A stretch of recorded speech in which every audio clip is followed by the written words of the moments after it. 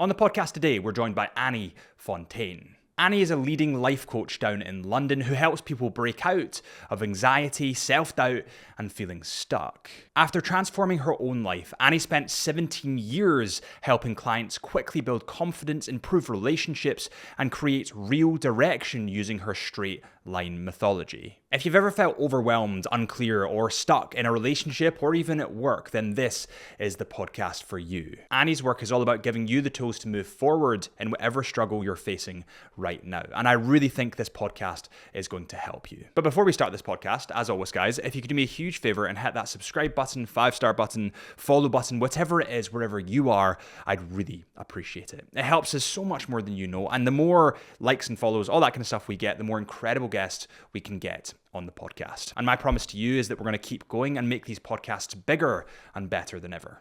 Thank you. And on that cheery note, my name is Harrison Brown. This is the Into the Mind podcast, and everybody please welcome Annie Fontaine.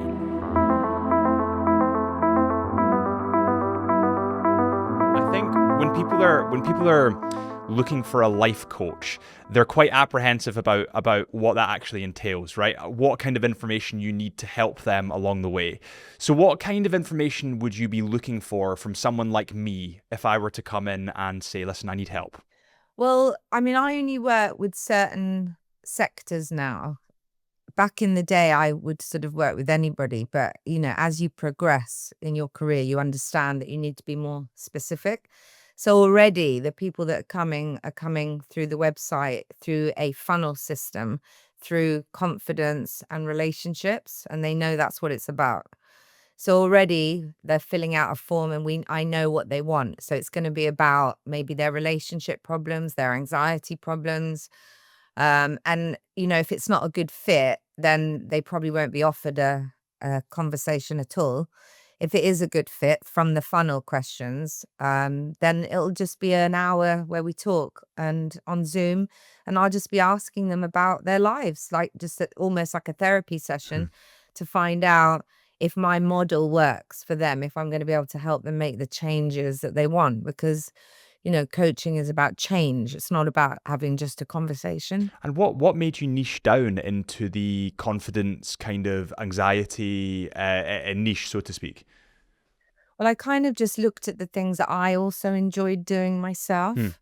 I think that those are the sort of clients I like, but not only that, from my past as well, from having anxiety growing up. And so it resonates with me.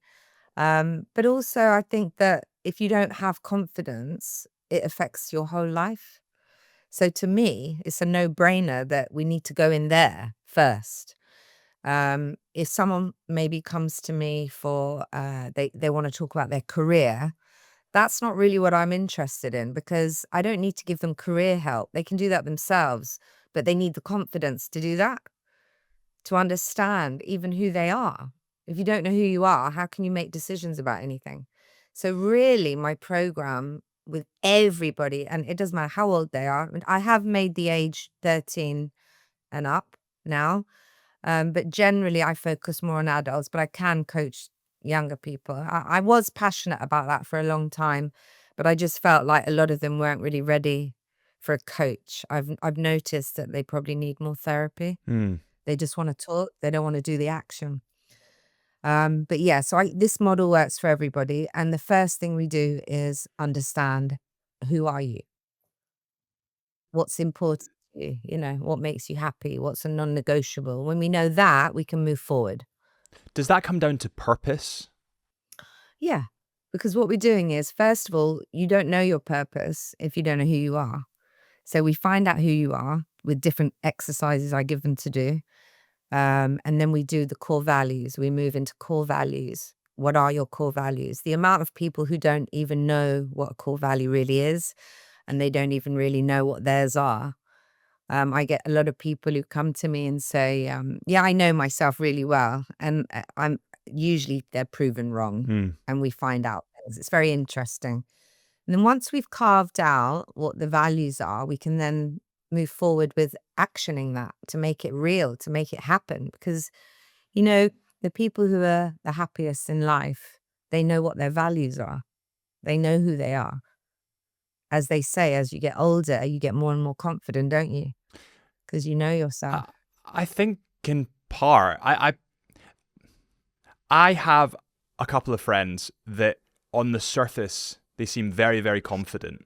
But when you really get to know them, you understand that they're actually, it's like an act. It's like it's like a filter, and they're trying to act a certain way because they're inherently not confident. So what's Well, going on there? there's a, there's a difference between confidence and self-esteem. So you can be very confident and you can appear. What is confidence? It's being good at something. Maybe you're good at your job. Maybe you're good at a sport. But inside, how you feel about yourself is completely different. And so we have to do the work with the self-esteem then in order to, we can all pretend to be confident. And that's not a bad thing because it's all about mindset. If you want to win in life and, do well, your mindset is key. And so, yeah, they appear confident, but they have inner work that they need to do. And how would you, if you were to have someone in that had a lack of self-esteem but not confidence, how would you start to build that? So if they have a lack of self-esteem, I mean, I have to be careful because we're not doing therapy here. So generally, I would say 9 out of 10 people that come to me have already had therapy. So they have quite a lot of awareness about their traumas. And what is a trauma anyway? A trauma, it can just be a need that's not met, and it has created a problem within you. So all our emotions are stored in our amygdala, in our brain, and over the years, they're stacked upon each one. All our traumas kept in our body. So if really it's about just understanding, they'll come to me, I'll say, okay, what is it? And they'll say, well, I've had a terrible life or whatever. And we touch on it. We touch on it just for data so that I understand them, but then we move forward. So straight to the tool of whatever that tool will be for them.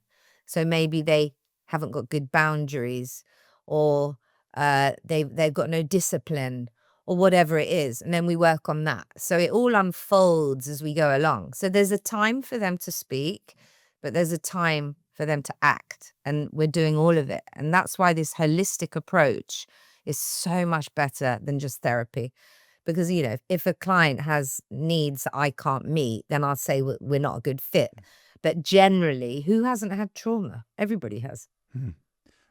And what would you say are the key differences then to what you do versus therapy? Would it be the fact that it's more a holistic approach in terms of the actions that you take on the issues at hand?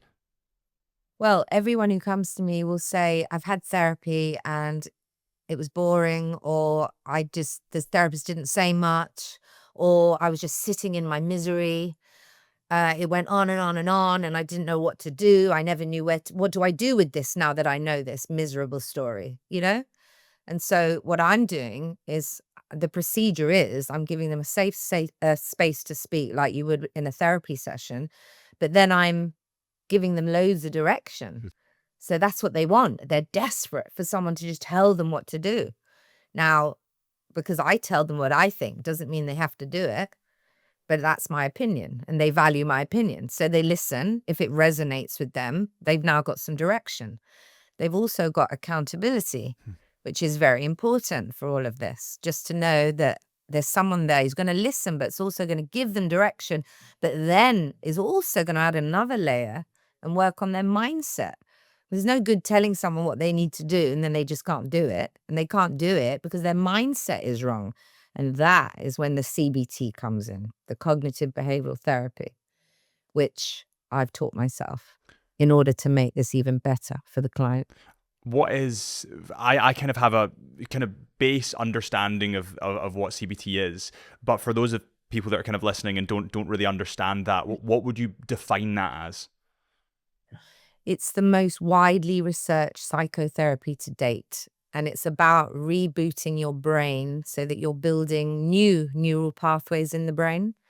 So scientifically, it's proven and it's backed. And it's offered to anybody who goes to the GP and says, I'm fed up, I'm depressed, any sort of state of mind that's unhelpful. And all you're doing is creating new neural pathways in the brain so that you can see the world in a way that serves you better, as opposed to holding on to these, negative thoughts that we have, which are just judgments that we've made over the Hmm. years through values we've picked up that aren't even our own, that belong to our parents, like whatever that might be. You need to, for example, a value might be you always need to write a thank you card to someone if they give you a present. That's not your value. Maybe it's your parents' value. Judgments that we make, people who are uneducated are stupid. That's just a judgment that someone's made. Why? Where does that come from? So it's about, what I'm doing is analyzing people's thoughts and going, well, why do you think that? And then, well, let's change that. That's not helpful. A lot of the people that I work with, they have high anxiety. So we need to change that mindset. People in business or company owners, and they don't like doing meetings and they don't like public speaking. And it's all mindset because, if you change your thoughts, what happens? You change how you feel. Mm. It's as simple as that. And that's what CBT is. And it's really, really effective if it's done properly. It's interesting you said that about the mindset. There's actually a study that was released quite recently, and I apologize to people because I've definitely said this in the last two podcasts because I found it really, really interesting. But there was essentially actors performing on Broadway, or it might have been down in London. It was a bunch of actors, and they had like 50 shows to do in front of thousands and thousands of people. And they strapped heart monitors to them. And before the first show, they said, how are you feeling right now? And they all went, I'm shitting myself. I've got such bad anxiety. I got really, really nervous for this. And then by the end, they asked them the same question. They said, how are you feeling? And they said, I'm really, really excited. But interestingly, the heart rate remained the same, but it's just the flip in the mindset. So what do you think's going on there? Because they haven't had therapy or coaching. Is that just like exposure therapy? I think the piece of the puzzle that's been missing for centuries is that we've always worked on the brain and not the body. Mm. You need to calm your nervous system down before you can change your thinking. So those people who are about to perform need to do certain things before they go in, before they jump to the mindset of, I've got this, I can do this, which is another thing we can talk about, the effects of language on everything that we do, how powerful the words we use are. They need to calm the nervous system. So they need to do breathing, like intentional breathing. Once that's done, because that's what people do who have panic attacks and things like that, that's what they do, breathing. But we haven't done that. We've separated the mind from the body for so many years, and they're one. It's all in one thing. So if you don't ignore that and you calm the body first, then you do the reframing with the CBT, you're more likely to succeed in that performance or winning that game or standing up and doing that meeting or public speaking, whatever it is you're doing. Do you think an element of it comes back to comfortability? Like when I look at society nowadays, if I don't want to do something, I probably don't need to do it. And over the years, that will build up anxiety towards that certain thing. There's a specific instance. I had to do a speech at a Panerai event, a luxury watch event. And in front of a camera, because I've been doing it for so long, I can just chat and it's fine and it comes across well. But for some reason, as soon as you take the camera away, I totally melt and I can't get out my words, and I'm really, really kind of anxious and apprehensive to do so. But to a degree, I think that's comfortability because I'm used to being in front of a camera, whereas people that are just jumping on for the first time might be very anxious about it. So one of the things, no, you're right. One of the things that I say to people is you've got to get comfortable with being uncomfortable. That's a really good mantra because we, as human beings, we move more towards feeling safe and comfortable. But what I also say is, if you're safe and comfortable, what's happening there? You're not actually growing or developing as a human being. Now, I believe that our purpose on this earth, I'm quite a spiritual person, is for us to learn things. That's what we're here for, okay? And I believe there's something after this life. So for me, if you're not learning and growing, you're in a bubble of safety. Why are we so stuck on feeling that that's wrong to feel uncomfortable? It's about understanding being uncomfortable is normal and leaning into it. and going, yeah, this is good for me. Because the more you do something, the less you're going to feel uncomfortable. It's as simple as that. And how would you begin to shift that mind? If I were to come to you and be like, listen, Annie, I've got a speech and I'm shitting myself, and I don't know how to be confident with this, how to act and how to present myself, what would your steps be to making me feel more comfortable? The first thing you would need to do is know what you're talking about. You know what you're talking about. That's most of the problem. Like, you've got to be secure in what you're. It's like a salesperson. Do you believe in what you're selling? Are you passionate about what you're even talking about? People who have anxiety generally, I find this a bit weird to say, but they're quite self-centered because they're so busy thinking about themselves the whole time and forgetting what they're supposed to be doing. And a lot of times I'll say to my clients, stop thinking about yourself and think about the people who are listening to you. They just want the information.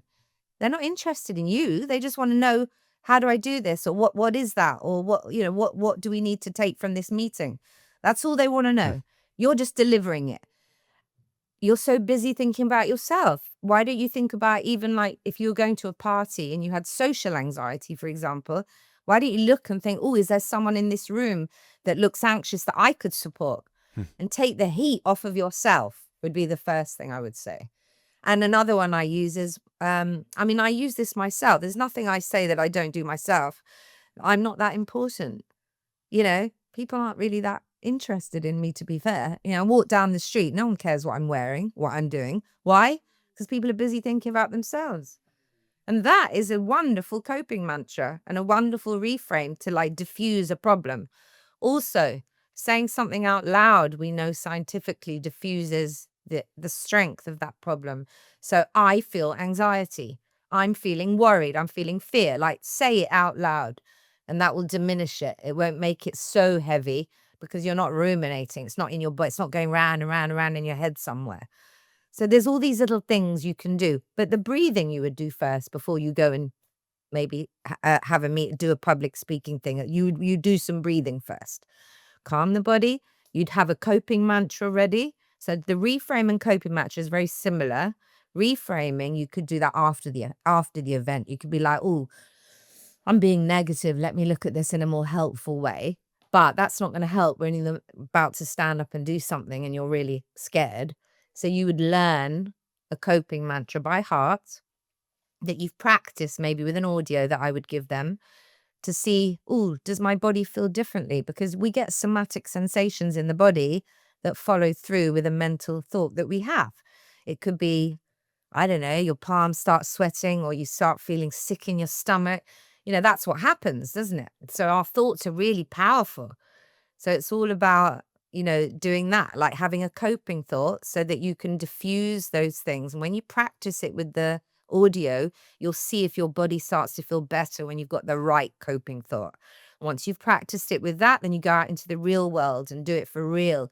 And then you see that, oh, I'm okay now. You look at it after, as you go, you draw on evidence. I did it before, I can do it again. Or you draw on resilience. I've got this, I can do this. That kind of talking is much more effective and has been proven to help people to win that race, as opposed to, either being negative, doubting themselves, or just reminding themselves of the steps they need to take. Better to have that powerful, I've got this energy, as opposed to the flat energy to succeed.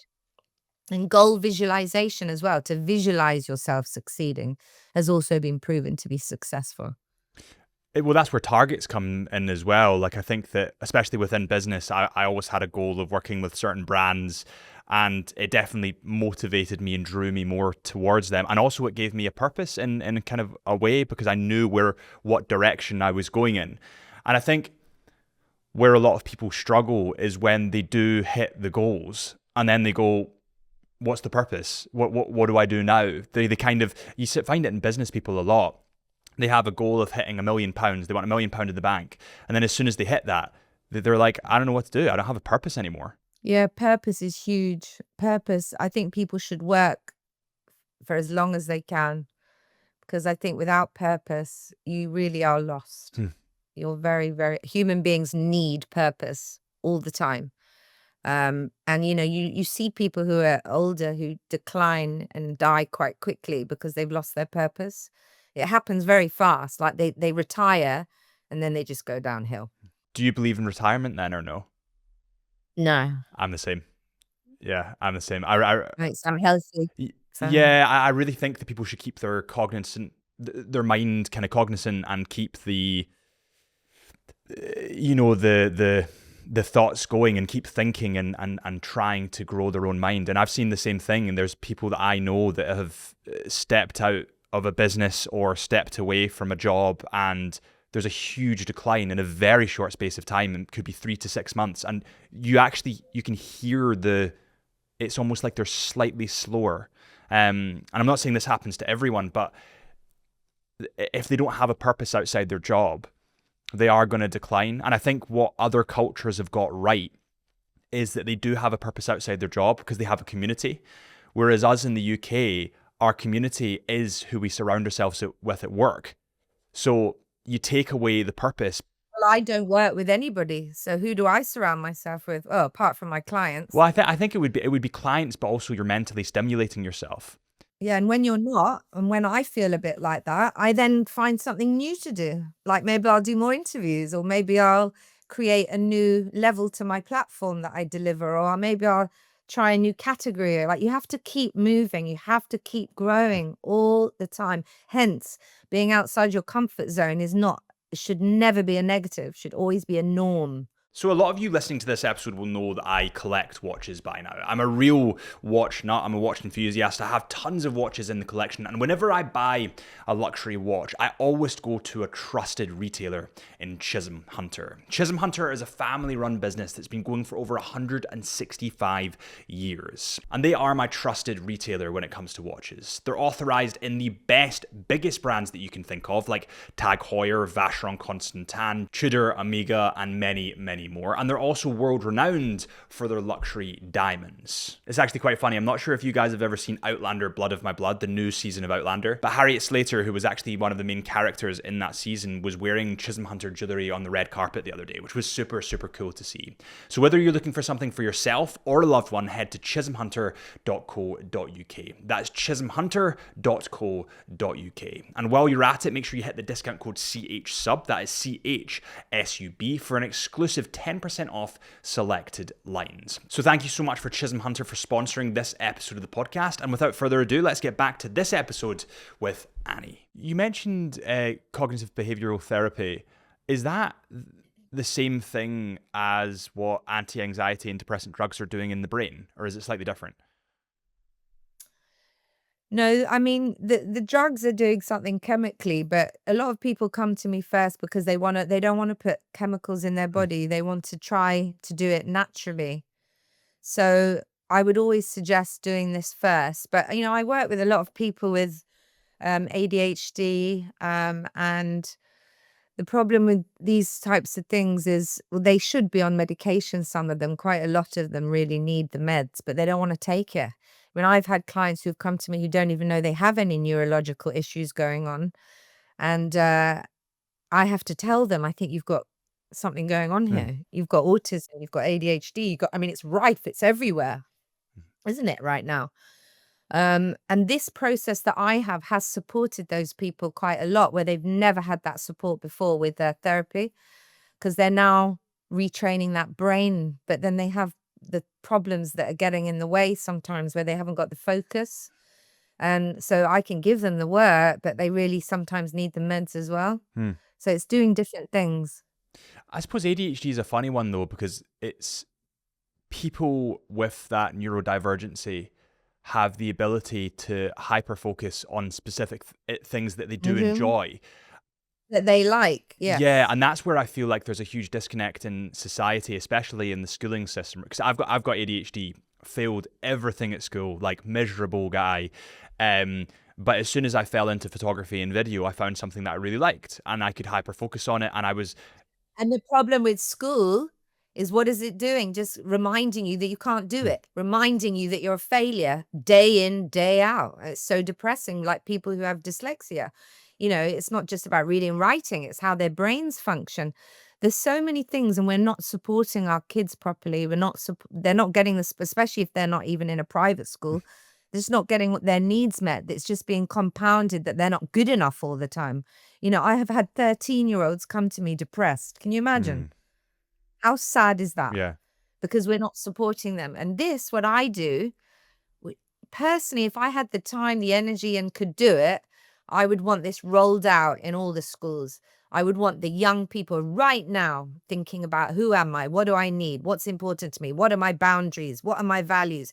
This is what we need, because then they'll move into the world very different to the adults that move into the world now. Well, you have a system there that's not changed for a couple of 100 years. And technology and everything else has changed around it, but the schooling system's remained essentially the same. And there's jobs that weren't available back then. For like, as an example, just using myself, I tried to apply for videography and photography, and I got rejected from everything. And it was like, because that at that point wasn't that big a deal. It wasn't like, it didn't suit the school's stats to have a videographer or photographer. Right. Do you remember the careers advice day where they tell you about, I don't even remember that day. That's how important that was. And I mean, my God, I've had so many jobs growing up, and I had no direction given to me at all. No idea what to do, just fell in from to one job to another, going through all that low self-esteem. What a waste of life. I could have, saved 20 years of my life if it had been focused to what I was good at, and I had some proper advice and some, it's not the obvious jobs. There's so many jobs people don't even think about now that you could do. And you were talking about being super focused with ADHD. I think I've got mild ADHD. I've done a few tests online myself, and it came up mild. And, I do think that that a lot of us do have this, and it can be a superpower where you super focus, or it can be a problem. But it's not a failing, It's not. And why does everyone have ADHD anyway? Has anyone asked that question? What's going on? Well, there's a couple of things. I think self-diagnosing is becoming a huge. So I got diagnosed really young. I got diagnosed with dyslexia and ADHD at the same time. So that usually goes together. Yeah, it was great. I hit the double win right there. But I think with the rise of social media, of TikTok, of Instagram, of quick satisfaction, quick endorphin, dopamine damaged hits. The brain, hasn't it? Totally damaged the brain. And you can actually, I can feel it. If I'm sitting there at night and I'm swiping through TikTok, I can't remember the last 100 TikToks I watched. And it's just brain rot. Like that's literally what it is. Now, everything in moderation. If you go on TikTok once every 3 days for 20 minutes. Absolutely. Okay. Yeah. But if it's eating up hours of your life, it must be super dangerous. And we just don't have, I feel, these studies to back it up yet because it's so new. We don't actually know what the social platforms are doing to young people's brains. And it's making people feel bad as well. It's making young people feel really bad, feel not good enough. And, I simply say to some of my clients, stop looking at it. Just stop. You're telling me you're feeling bad. Why do you keep looking at it?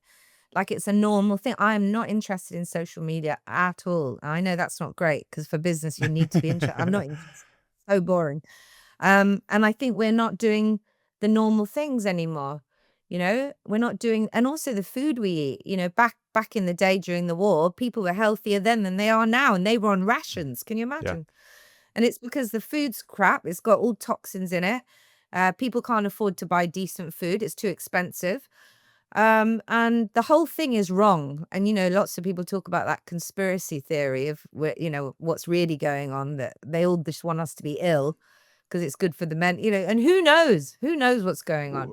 But you have to make your own decisions, and you have to be educate yourself to understand what your brain needs. Mm-hmm. Mm-hmm. I think if you follow the money with anything, you normally get to what the root cause is, and normally it's profitability. And I think I had a lady called Jenna Nelson on the podcast who's absolutely incredible. She's so much more intelligent than I am, and she was talking about the nutrients in the food we eat. And she said, due to the soil being over harvested, actually a piece of broccoli today, you'd have to eat 4 pieces of broccoli. That's right. Correct. It's not got the same nutritional value. So actually, even though you're eating healthy, you're still not getting the same amount of nutrients that you would. But they're all covered in pesticides. So what do you think you're doing? You're creating toxins in your body, which then what does that create? Creates disease. Mhm. Yeah. So it's a sort of, when you see a beautiful apple in the thing, in the shop, it's probably horrible. Mm. It's like I look at it as a lump of poison because if it's not organic already, it's not good. I know not everyone agrees with what I'm saying, and that's fine. People can think what they like. But my opinion is that, every year you get the Dirty Dozen food list that comes out of all the toxins, right, for the UK, and it tells you quite clearly which things to eat and which things not to eat. That like apples are on the list, spinach is on the list, strawberries are on the list, green beans, and it changes all the time, so you have to check it every year. But they're the ones that are at the top of the list for toxicity. So you're giving your kid an apple, but what are you giving your kid really? Yeah. You need to eat organic as much as you can. Not everything, but the ones that are at the top of the list that are the worst each year. Have you seen a link in terms of the patients that you have and in terms of the diets that they might have day to day? Like, I'm just thinking, when I eat shitty food, which does happen, I'm hungover, I'll get a Chinese or everyone does it, and I think it's very natural and normal. But again, it's everything in moderation, right? But do you see a correlation between kind of a lack of purpose and a bad diet? It hasn't been a thing I've super focused on because I'm not a nutritionist. I actually have different people that because of this holistic thing I'm doing, when there's something that's needed, I'll then put them in touch with someone that I know. Yeah. And I've got a colleague who does like DNA testing for your body. And she can tell you like what diseases you're predisposed to, how your body really works, because people are so busy shoving millions of supplements down their throats and they don't even know what they're doing. They're spending hundreds of pounds of money they probably don't have, including myself. I was doing that. And so, I will then push that to someone else to look into because I'm not sure exactly. I haven't noticed it particularly, a correlation, but there probably is one, I would imagine, if I looked into it. Yeah. I feel like it's just where you get your endorphin hit, right? And people become addicted to nicotine, or they become sex addicts, or they become food addicts. Everyone's got a vice. It might be Netflix. It might, to not have to face anything. Lots of people are very lonely.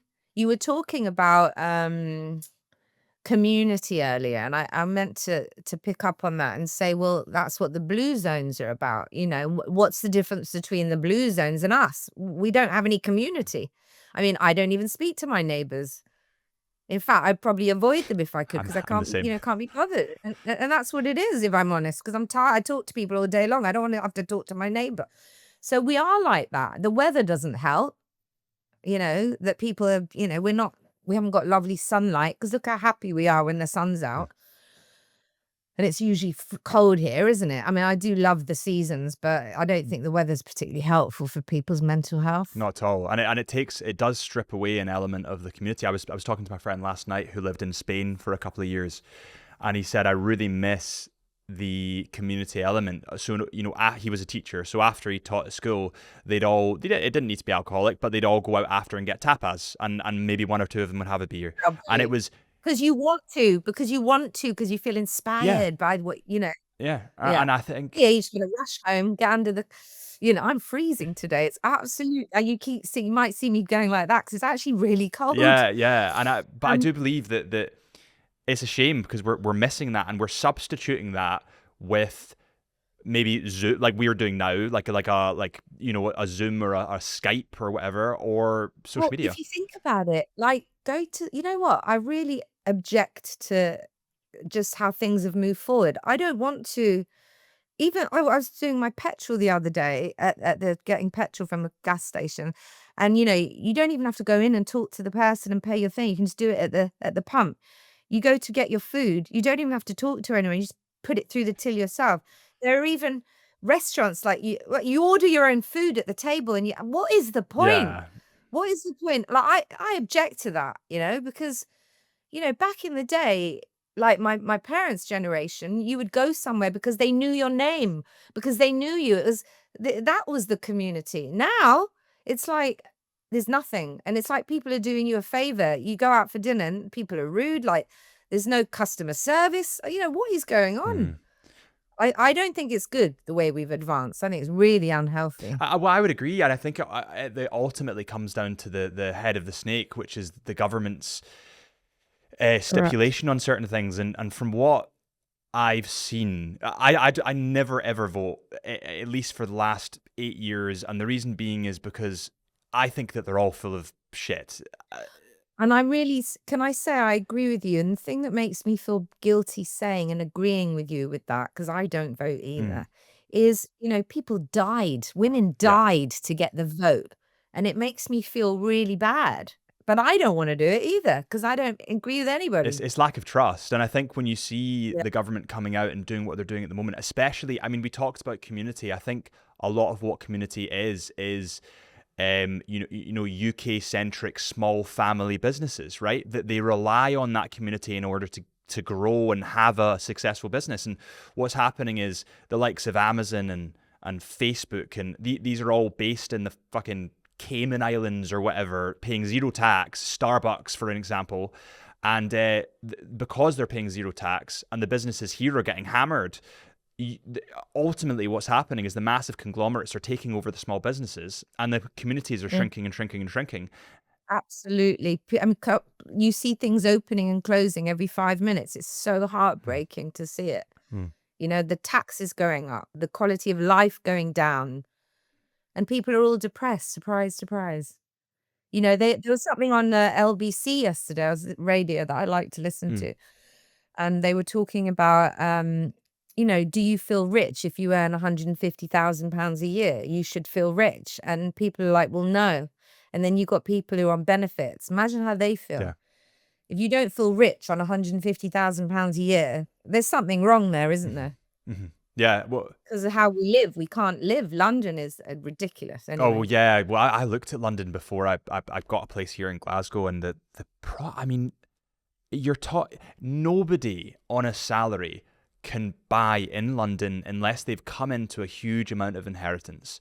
Absolutely. The percentage of people that can actually buy must be minimal. And 100%. And you know something that, how depressing is that, where you go to work every day and you do a blooming good job and you're maybe even helping people's lives and you can't even buy a house. I mean, yeah, makes no sense. and then you have, and the government knows that. Everybody knows exactly. it. And then they have all the, I was in, I walked through Chelsea the other day. So I was in London the other night for a concert, and I can't remember who it was that said it to me. I think it was one of the girls at the coffee shop, but there was like Ferraris there that were just gathering dust. And I was like, why are all these cars? She said, oh, well, most people that live here, they're like sheikhs and they just buy the property and then never come. That's and right. It's so sad. Like, surely you'd think that the government would say, why don't we support people that actually are UK residents and allow them the opportunity? Well, we know why, because of money. It's all money, money, money, and agreements and business, and it's good for the country, it's good for them, but it's not good for everyday people, is it?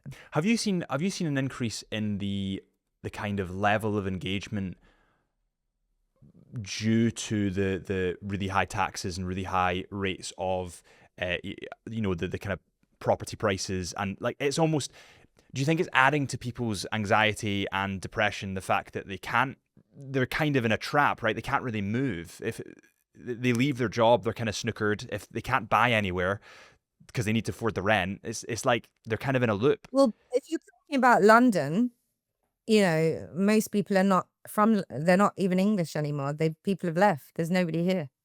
They've gone somewhere else because their life is not. I have clients who now live in Spain and they have a better life. They have a massive house. They have, much better standard of living, and they've had to leave their own home where they've grown up because it's just not, you can't have a decent life here, even earning a good living.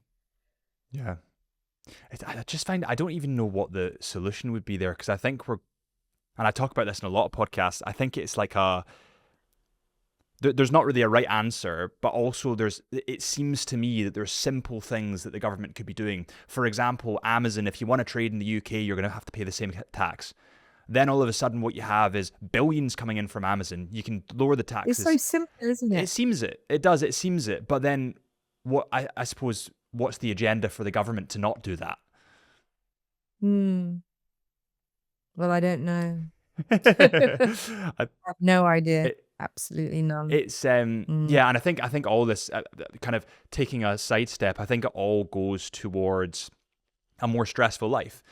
And I think stress takes away from relationships and community. And I suppose, have you seen an increase in the amount of stressful people coming through? Absolutely. Oh my God. I told you earlier, there are kids who've got stress, anxiety. There's no time to play. There's no time to feel, just to do normal, quiet. There's too much. Everything is too much. We need to simplify everything, strip it back, like the blue zones do. They eat healthily. They live for over 100 years old. Why? Because what are they eating? You know, all those things. I would ask people to research that and start looking at what they're doing that's different. But the community thing is massive, absolutely massive. Yeah, I think people are really stressed out. And what I try and do in my sessions is say to them, stop using that word stress. I'm so stressed, I'm so stressed. And start actually pinpointing, what is that? You stress because you didn't eat well, you didn't sleep well. Name it. What is it? So that you can start finding solutions to things and not having this story that you just carry. That everything's so hard and I'm so stressed. Okay, what can we do about that? And then we unravel it bit by bit by bit. It's like a puzzle. Yeah, I'd probably actually, that's a really good point. It's pinpointing where the stress is coming from. I suppose in my mind, I feel like stress is Yes. inaction. It's knowing that you can take steps in a certain direction, but not doing it. For example, like if you come home and the dishwasher, or sorry, the dishes are all over the sink, they're all dirty, your bedroom's a mess, you've got clothes overdue to be ironed, clothes overdue to be washed, you've then got, different, You talking about your own well, house? there might be some correlation here. But I think that in my mind, at least, that's extremely stressful. Like, I'll get home and I won't know why I feel shit. And it's almost like, I know I need to do this thing. I can't be arsed doing it, but it really it weighs Well, on it's you. about what? Well, no, you're right, and I'm the same as you actually. One of the things that I do, one of the worksheets I do with clients is cost and benefits of unhelpful behavior, which is a CBT worksheet as well. So what we're doing is we're looking at, okay, let's say I don't clean the house. I'm not going to clean the house. I'm not going to do the dishes. I'm not going to make my bed. I'm not going to do the ironing. What's the short-term benefit of that? So many will say, well, there isn't one. Well, of course there is, because that's why you do it. So the short-term benefit will be that you can be lazy if you want. You can do something more fun. You can stay doing what you're doing in that moment instead of that. Okay. But what's the long-term benefit? So there's a difference between short-term and long-term. Why do we do things for years and years and years that are unhelpful? Long-term benefit, you don't have to develop discipline. Yeah. Maybe you don't have to pay an outside company to clean and iron, and there's all reasons behind things. Okay. What's the short-term cost? Now it's getting interesting. The short-term cost of not doing it is you feel irritated. Your head isn't clear. But what's the long-term cost is that you actually don't achieve goals. It's more than that. You ruin relationships because now maybe you're arguing with your partner, and so on and so on. And then what's the longer term problem? Ill health. So once we can start understanding why we're doing things, really doing them, it's like, okay, you want to lose weight, but you eat that cake in front of you.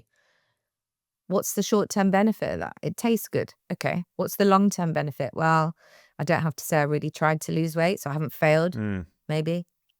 I don't have to go to the gym. What's the short-term cost? I feel like I'm not in charge of my own life. I'm not, yeah, I'm not in charge of I'm just weak. What's the long-term cost is I never lose weight. I now feel depressed. I can't meet anybody. I don't look good, blah, blah, blah, blah, blah. So we have to start making decisions based on the facts, the data. What am I doing? So what am I doing with my clients? I'm just making them see things for what they are. My style is very like, you don't come to me if you don't want someone direct. You don't come to me if you don't want someone to call you out on your crap. You go somewhere else. So I'm literally looking at someone and they can't see it, but I can. Hmm.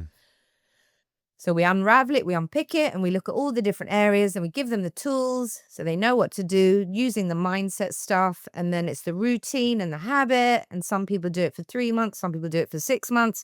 Some people who are clever know that this is not a quick, oh, I just did this for a few months. This is a lifestyle change. You know, it takes time. Have you got ADHD? We've got to go down that road. Let's look at your nutrition and so on and so on. Holistic, much better. Looking at everything. You can't ignore parts of things. You have to look at everything. Do you see increase in unhealthy relationships due to stress? Yeah, absolutely. Of course. People don't know how to manage their emotions. What are the key indicators there? I mean, without naming any names, because I'm sure my friends will assassinate me, but like there's people that I know that are in long-term relationships that fundamentally probably aren't happy. I mean, when they talk about their partner, it's, oh fuck, she did this, and oh my god, she had to go at me for the washing again. Oh Jesus Christ. And it's not about the washing. That's part of it, I suppose. Or there's the flip side where they're kind of sexless, and it's like, and it becomes a. Well, that's because they're lazy and they haven't worked on it. I have couples that I coach. You know, what do you expect? You're with someone 10 years. What do you think? It's going to be fun and exciting? No, it's not. What are you going to do about that? You need to do something. First of all, with the couples, I go, right, do you know who you are individually anymore? Let's go through that first. What's important to you? What makes you happy? What's a non-negotiable? Right. What are your core values? Right. Oh, look, there's a disconnect here. You're saying this and you're saying that. Well, that's a problem. How are we going to meet in the middle? You can't ignore all these red flags. Maybe they've been together so long, they've changed over the years. And one of them's moved, usually the woman, I have to say, I'm sorry, has developed and grown, in my experience, and then the man hasn't. He's still like this young boy he was when they met. And it's boring for the woman. So she's developing and learning and listening to podcasts and growing. And he's maybe got fat and he's sitting there and he's drinking. And, you know, I'm sorry, I just see this a lot. So I'm only basing it on what I see. Of course, not everybody is the same. I have to put that little caveat in there in case I get in trouble. And so we have to look at, okay, where's there a disconnect? Oh, red flag, red flag, red flag. I'm not going to let you ignore these red flags. What are we going to do about it? And when they come to me, I say, look, when you come to me, I'm not going to save your relationship. We're going to see if you should even be together to start with. Maybe you shouldn't have even been together anyway. Let's call it out. And if that's the case, let's draw a line under it and let's help you to move on and have the life that you deserve. Or if you have it in you to change, you have to want to change, you know. If you have it in you, but then maybe you have it in you, but you haven't got any discipline. Now we need to work on your discipline. So you see, it's just very hard for me to say to people what we're going to do in the sessions. Yeah. Because it all unravels, you know, with the information. But yeah, they're not working at their relationships. You know, what do you think? That you can just not talk to your partner every day and have no connection, and then on Friday night you have sex and order a pizza? I mean, how's that going to work? Yeah. You have to, you know, nurture these things. And it all comes down to your values. What are your values as a person? Like, what are you all about? What do you want to be saying on your deathbed? What kind of life did you have? And are you in alignment with your partner? How do you think, well, to what you just said there, I think, it takes two people to lift the couch. And if one person's lifting it from one side, it's, you know, it's being dragged. And often I think that's what happens, especially as relationships go on. I think that, especially from a man's perspective, when a relationship first starts, it's fun, it's electric, it's that you're having sex all the time. It's one of those things, and then that inevitably, I've been in 2 long-term relationships, that inevitably fades off. And I think people need to understand that, right? You're not always going to get home and be right, like, I'm ready to go. It's you know, it's you're stressed from work, you've had a shit day, you know, it's somebody's sick, so, you know, your parents are ill. But it's about understanding each other's love languages. So like, if you are not someone who cares about what you eat and your partner said, I've made dinner, and then they want to medal for it, well, you're going to be like, yeah, whatever, I'm not interested. Oh, great, thanks. So one person feels like they're not getting any recognition, but they're trying to give you something you don't care about. So it's about understanding that. That is so important. Like, what's the love language? Like, maybe someone's love language is they feel like they need to be heard. And so if they've had a shit day and the partner comes home and they actually sit there and listen to them, maybe they will have sex later. You know, maybe they will have a nicer night. But the needs have to be very clear. What are those things? What are those love languages? And lots of couples don't even know. And how would you get to the bottom of what that, like, for someone that's listening to this, they might be listening and thinking, what even is a love language, and how do I figure out what mine is? What would be your... Love language is what makes you stay with someone for years, though there's so many things that irritate you about them. It doesn't matter, because those two things that mean the most to you, they're doing it for you, right? So it could be you're highly sexed, but your partner never wants to have sex. Boom, problem. One love language out the window. Love language is the one thing that makes you feel good and makes you want to jump up in the morning. And that need has to be met. Okay? Or someone's having lots of sex, but really they just want someone they can talk to, but their partner never talks to them about anything. So it's not going to work. So you just have to identify that with talk, with understanding, asking the questions, showing an interest. Sadly, I think these things should be nailed down before you even move in with someone. I think it's a mistake.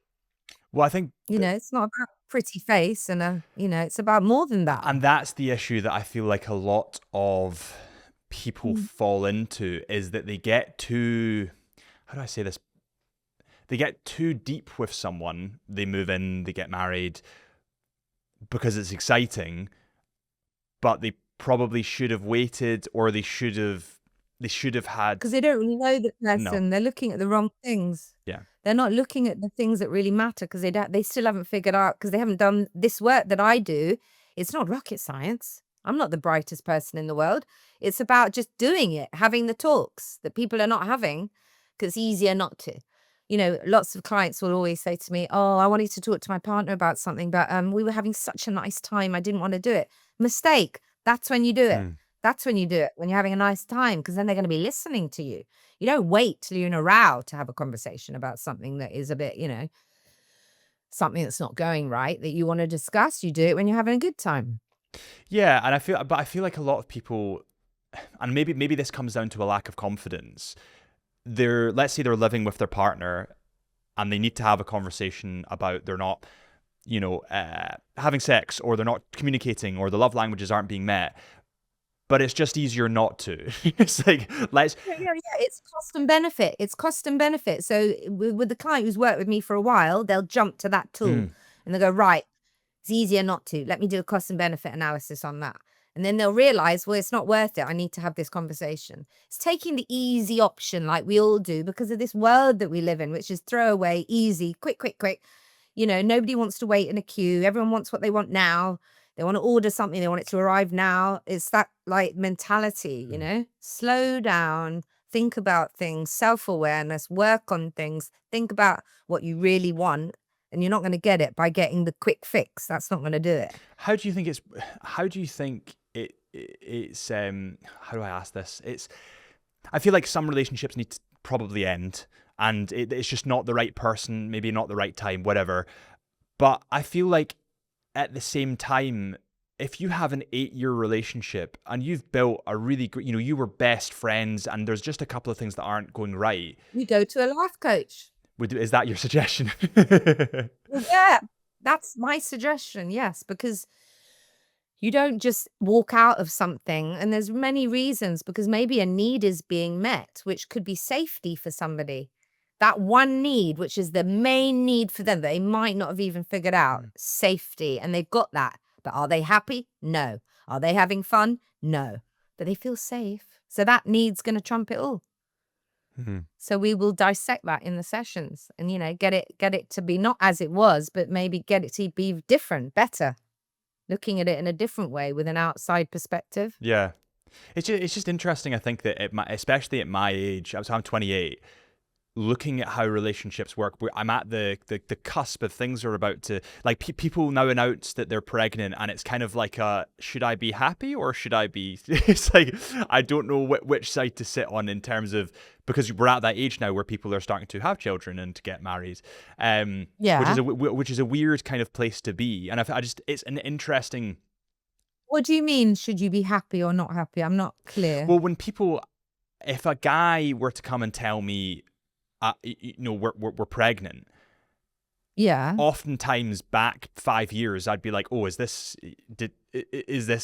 I hate to sound bad here, but is this an accident? Like, are you nervous about this? Is it something that shouldn't have happened and it's been a one night stand? Or, and now it's it's flipping to people who are actually trying to have children. Yeah, people are struggling to have children. Don't know if you've noticed With the population that decline. people are a lot older. Mm. People are older. I mean, my daughter's 7. Can you imagine? And I'm like, well, I don't want to say, but it's not good. It's not good. But being an older mum's quite nice, actually. I think it's better because you've lived a life. But yeah, and I think it's the food. I think the food is full of those toxins and things. I mean, they tell you not to drink tap water if you're trying to get pregnant. So why would you drink it ever? Especially in London. I think Scotland's probably better for it, but my pals went to London, one of them in particular, and he said he had a full head of hair, and he went to London, started showering, drinking their water, and all his hair started falling out. And he was like, I genuinely believe. Now, listen, male pattern baldness is going to happen if you're a guy. Like it just happens. Might have been a coincidence. But Never know. it's a pretty big coincidence. And then also on the fertility thing that you were mentioning, on the subject of baldness, a lot of guys are on finasteride, and finasteride blocks your testosterone. So one thing, it makes you less sexual. Oh, right. And the second thing is it affects your sperm. So a lot of guys that want to, due to probably social media, because vanity, because they want to have a head of hair, it's lack of information. They don't even know what they're doing anyway. It's so sad. Well, yeah, it's take this drug and you'll keep your hair. But actually, they don't tell you you could be depressed, you're probably going to be less sexual, and also your sperm is going to go to fuck. They never say that because you're buying a drug.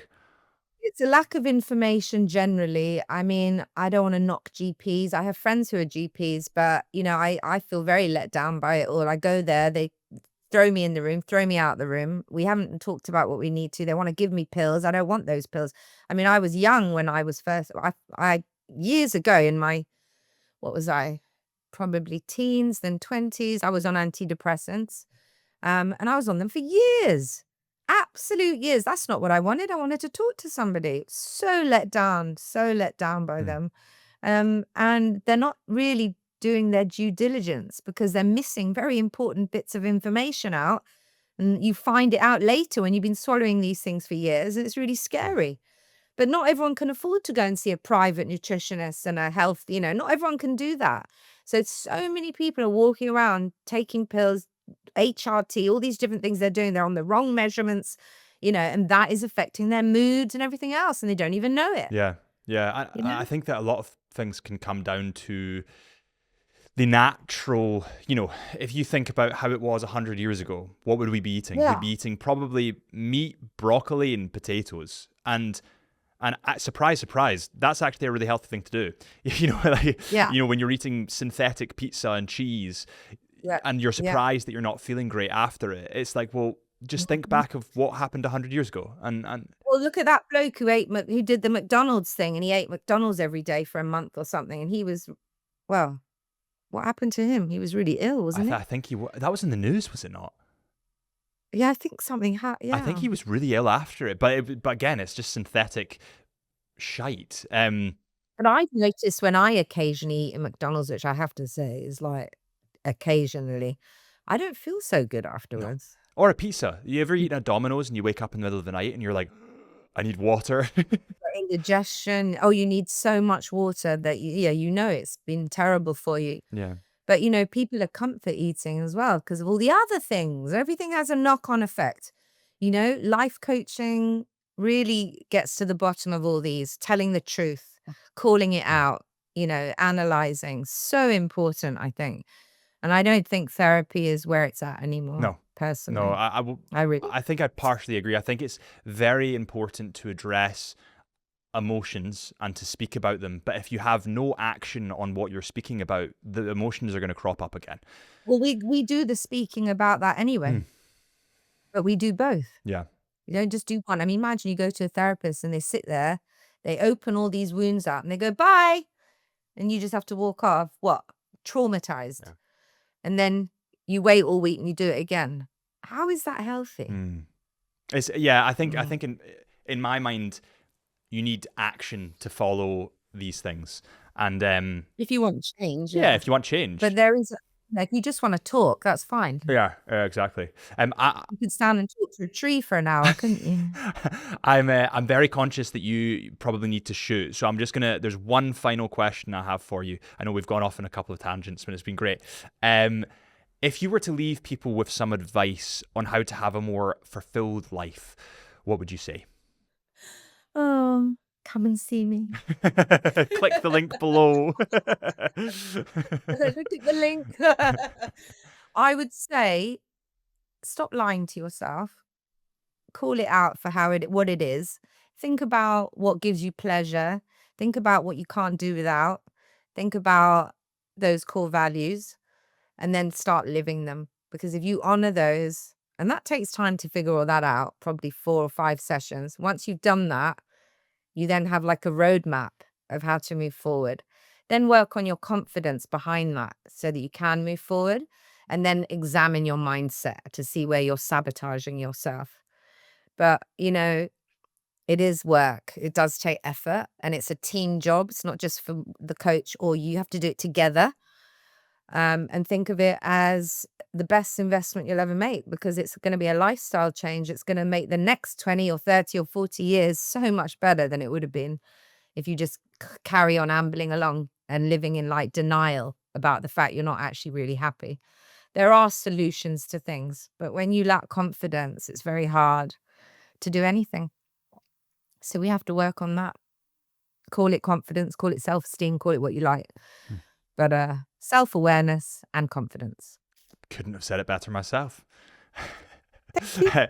So if people want to find, I know you said you're not on you're on social media, you're not on social media? I am on it. I'm just not, I don't post regularly. It's quite old, the stuff. But yeah, you can just go to the website, Annie Fontaine Life Coach London. Awesome. .co.uk. Awesome. And then organize a call with me. Awesome. And that'll be, just for anyone listening as well, that'll be in the link in the description so that they can easily access that. Well, listen, Annie, thank you so much. I know you were tight for time there as well, so I really appreciate you spending the time and chatting to me. And these podcasts tend to go in every which direction, which you definitely found out there. So I really appreciate it. With ADHD, a little bit going all over the place. Yeah, funny. Hopefully it helps somebody in some way.